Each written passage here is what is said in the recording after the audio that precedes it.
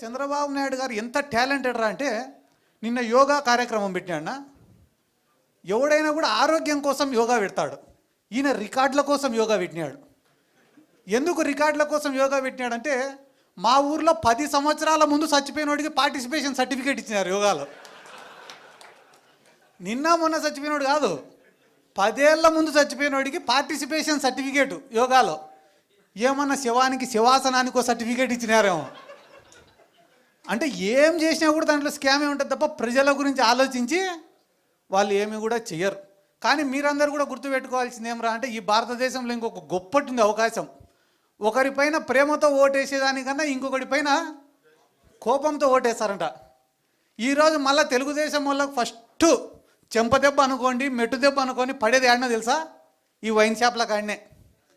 ఒరే వైన్ షాపులు వచ్చినాయి, ఇంకా మన గల్లాపేట నిండుతుంది, మన జోబులన్నీ నిండుతాయని అందరు వేసినారు ఆ టెండర్లు.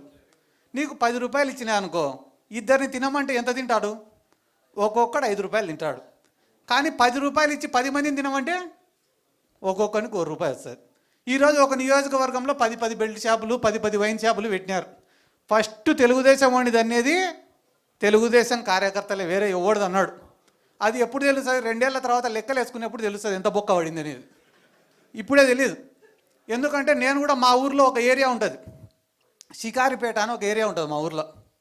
ఆడ పాపం వాళ్ళు సారాయి కాసుకొని బతుకుతుంటారు. జగన్ సార్ గవర్నమెంట్లో ఇట్లా సారాయి గాయడం తప్పని చెప్పి కేసులు పెడితే దాదాపుగా 700 ఓట్లు ఉంటాయి అన్నాడ. 700 ఓట్లు ఉంటే 500 ఓట్లు టీడీపీకి మెజార్టీ ఇచ్చింది. నేను అడిగినా, ఏరా ఇన్ని పథకాలు ఇచ్చినారు, ఈ మీరందరూ పేదరికంలో ఉంటే కూడా ఇన్ని స్కీమ్లు ఇచ్చినాడు జగన్ సారు, ఏరా 500 మెజార్టీ ఇచ్చినారా మీరు టీడీపీ వాళ్ళకంటే, అన్న మమ్మల్ని సారాయి కాసుకొనిలే, అందుకే మేము బెయిల్ ఈసారి అంతా మూకుముడిగా టీడీపీకి వేసినాము అన్నారు. సర్లే మొన్న ఒక కోర్టు వాయిదా ఉంటే పోతేనే పలకరించేదానికి వచ్చినారు. ఏరా ఇప్పుడు ఈ గవర్నమెంట్లో సుఖంగా ఉండారా అని. అంటే ఊర్లోనే ఎవరం లేమన్నా అని.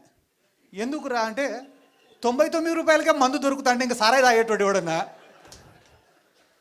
అంటే నువ్వేం తప్పు చేయాల్సిన అవసరం లే, ఉన్న ప్రభుత్వమే వాడి నెత్తి మీద వాడే టోపీ పెట్టుకునే రోజులు దగ్గరలోనే ఉండేవి. ఇక్కడ ఉన్న వాళ్ళకి చాలా మందికి కూడా నేను చెప్పేది ఏమరా అంటే, ఏమీ లేని కుటుంబాల నుంచి వచ్చి కష్టపడి ఎదిగిన వాళ్ళు ఉన్నారు, రాజకీయ నేపథ్యం నుంచి వచ్చిన వాళ్ళు ఉన్నారు, పేదరికంలో ఉన్నా కూడా ప్రజల పక్షాన పోరాడి వచ్చిన వాళ్ళు ఉన్నారు, నిజాయితీగా ఒక పార్టీనే నమ్ముకొని ఒక నాయకుడిని నమ్ముకొని పైకి వచ్చిన వాళ్ళు ఉన్నారు, బాగా మాట్లాడే వక్తలు ఉన్నారు. కాబట్టి అన్ని రకాల వాళ్ళు ఇక్కడే ఉన్నారు. కాబట్టి అందరికీ నేను చెప్పేది ఒకటేనా, చాలామంది నాయకుల్ని చూసినాం ఇప్పటి వరకు.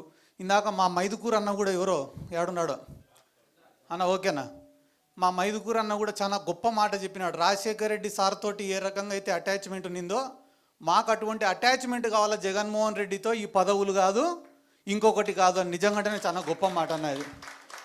ఎందుకంటే మేము కూడా పనిచేసే జగన్ సార్ ఎప్పుడైనా కూడా శబాష్ అని చెప్పి భుజం తడితే చాలు తప్ప వేరే పదవి కూడా మేము ఎవరం కూడా ఆశించడం లేదు. ఎందుకంటే ఆయన పైన ఇష్టంతోనే అందరం కూడా పనిచేస్తున్నాం. ఎందుకంటే నాకు కూడా చాలా ఉదాహరణలు చెప్తారన్న రాజశేఖర రెడ్డి సార్ దగ్గర నుంచి.